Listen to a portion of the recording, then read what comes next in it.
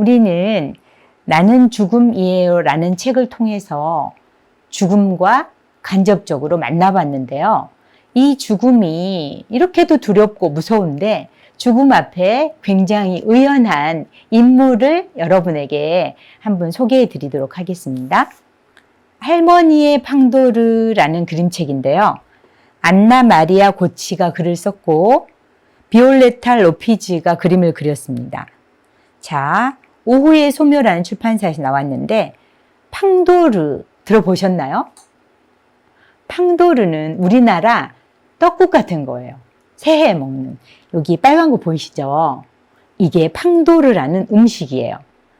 근데 여기 할머니 보이는데 여기 까만 자루처럼 생긴 이 아이가 누구냐? 이 아이가 바로 우리가 죽을 때 우리를 데리러 오는 사신이에요. 보통 그림책에서 사신을 표현할 때 까만 망토를 쓰고 낫을 들고 이렇게 나타나는데 이 작가는 자루로 표현한 거예요. 할머니가 이 집에 사는 거예요. 이 집에 사는데 지금 여기에 나무가 있죠? 약간 언덕 위에 살고 있어요.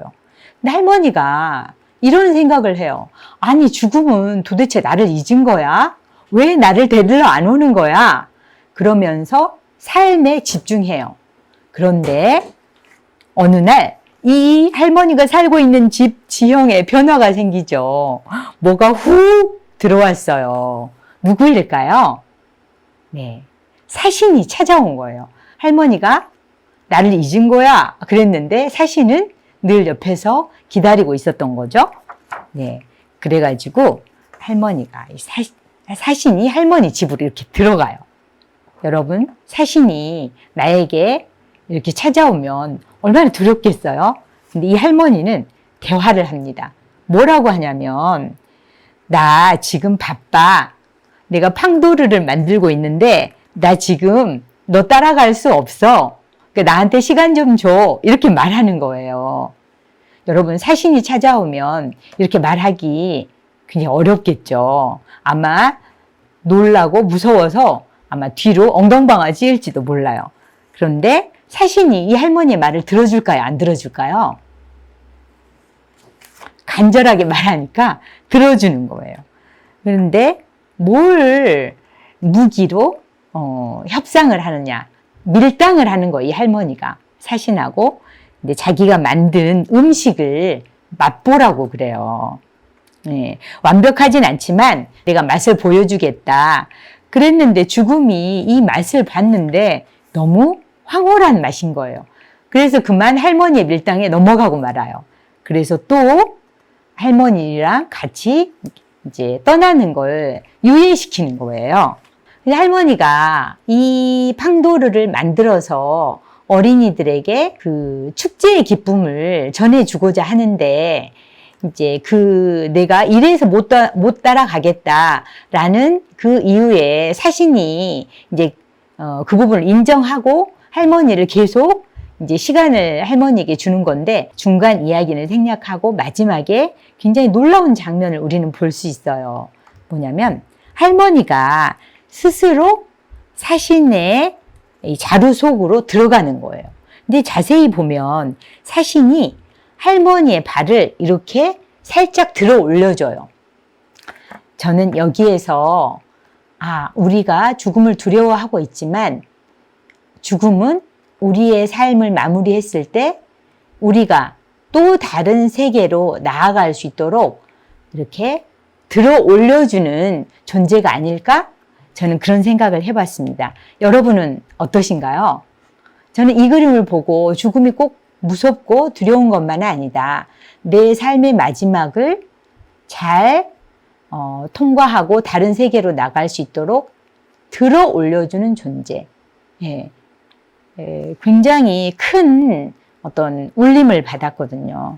이 책은 빨간색, 파란색, 검정색 세 가지로만 이루어져 있는데 여러분들 혹시 궁금하시면 꼭 이 책에서 제가 들려드리지 못한 재미있는 부분을 꼭 만나보시기 바랍니다.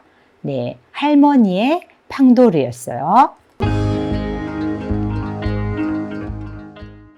할머니도 죽음 앞에서 의연한 존재였는데 또 아주 의연한 할아버지가 계세요.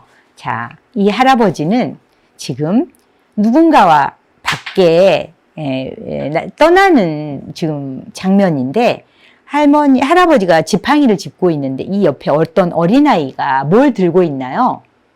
네, 등불을 들고 있어요.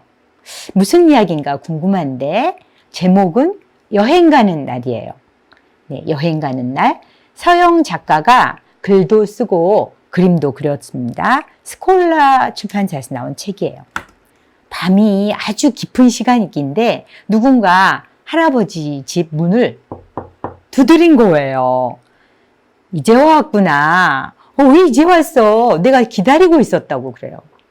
손님을 맞는 것처럼. 도대체 누굴 기다렸을까요? 여기 희뭇그레한 이 존재를 기다린 거예요. 누구냐면 할아버지가 여행을 떠나는데 불을 밝히고 길을 안내할 존재예요.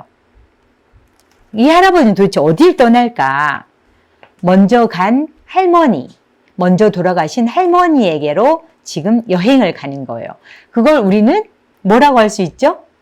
죽음. 할아버지의 죽음의 그 길을 안내하려고 이 꼬마가 등불을 켜고 온 거예요. 근데 지금 할아버지가 뭐 하고 계시나요?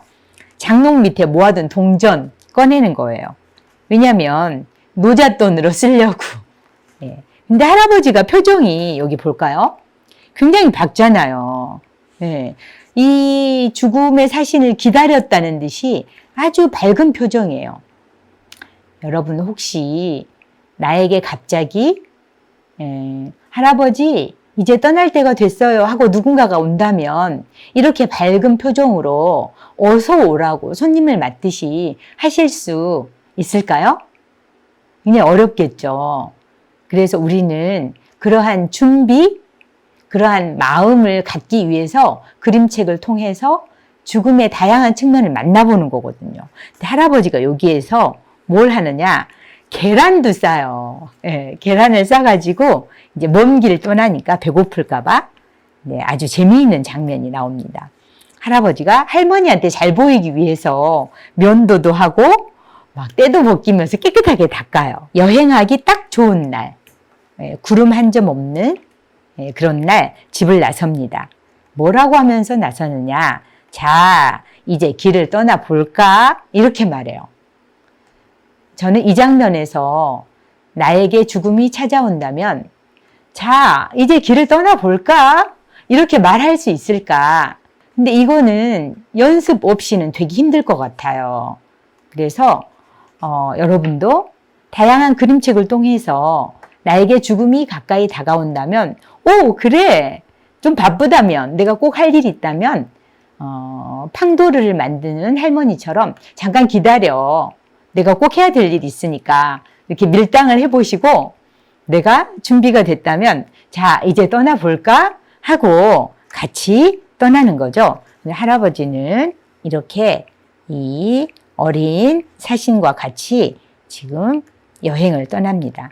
근데 물어봐요. 할아버지 안 슬퍼요? 슬프기는 미안하지.